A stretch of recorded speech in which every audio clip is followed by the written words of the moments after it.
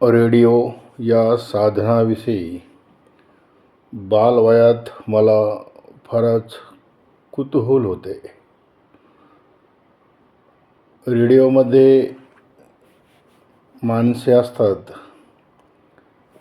आणि ते आतून बोलतात असा त्यावेळी आमचा समज होतो. बऱ्याच वेळा आम्ही रेडिओ खोलत असे आणि आतमध्ये आम्ही माणसं शोधत असो.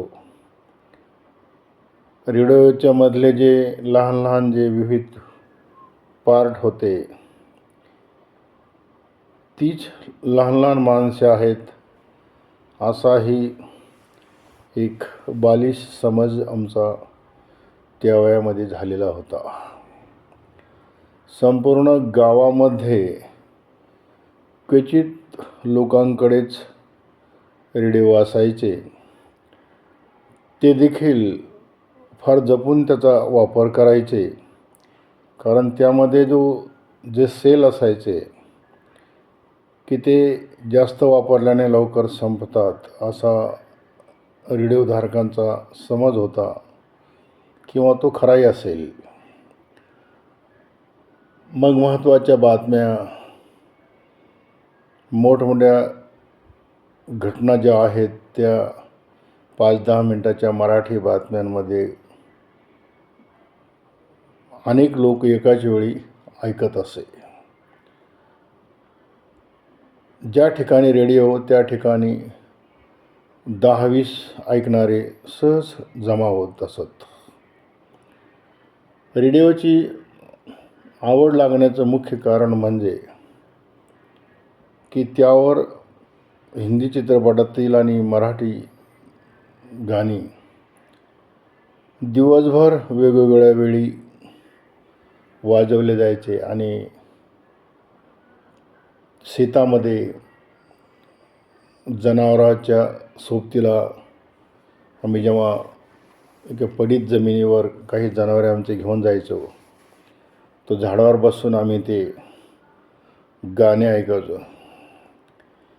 ती गाणी इतकी आवडायची आम्हाला की ती वारंवार ऐकल्यामुळे बालवयातच संगीत आवडायला लागले. आणि त्यानंतर गाण्याची प्रचंड आवड निर्माण झाली. रेडिओवर ते गाणं सुरू होण्यापूर्वी गीतकार कोण, संगीतकार कोण, गायक कोण याबद्दल ते सांगितलं जायचं. आणि त्यामुळे ते पाठांतर होऊन गेलं.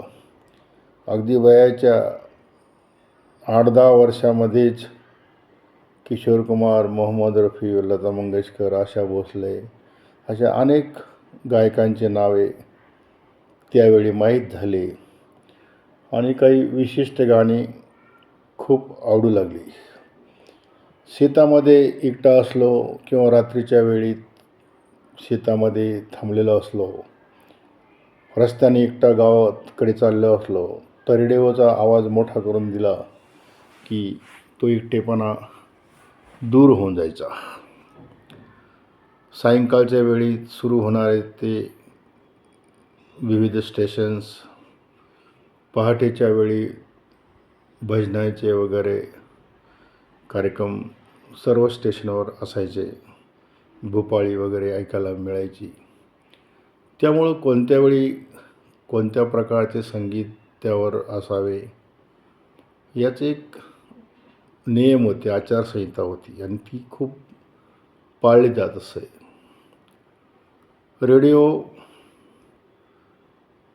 त्याला एक तो असा पट्टा असायचा, तो असा गळ्यामध्ये इकडे तिकडे लटकवता येत होता, किंवा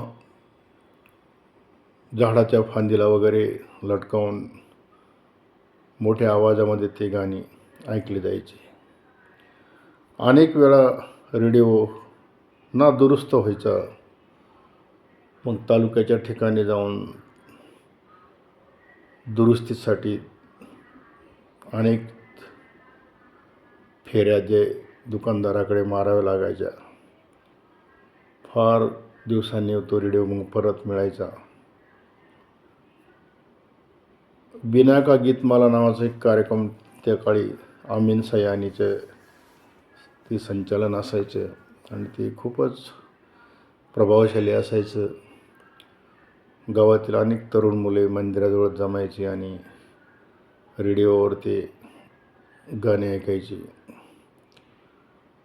मोठ्या भावाच्या लग्नामध्ये त्या काळी रेडिओ आणि घड्याळ हे प्रत्येक नवरदेवाला दिले जायचे आणि त्यावेळेस साधारण मी 5वीला वगैरे असेल.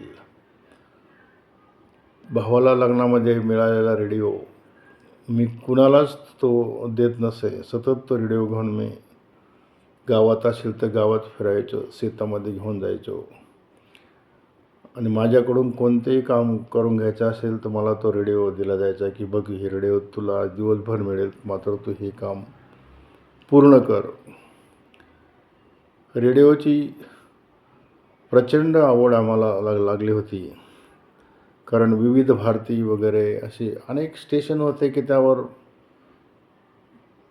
खूप गाणी असायची.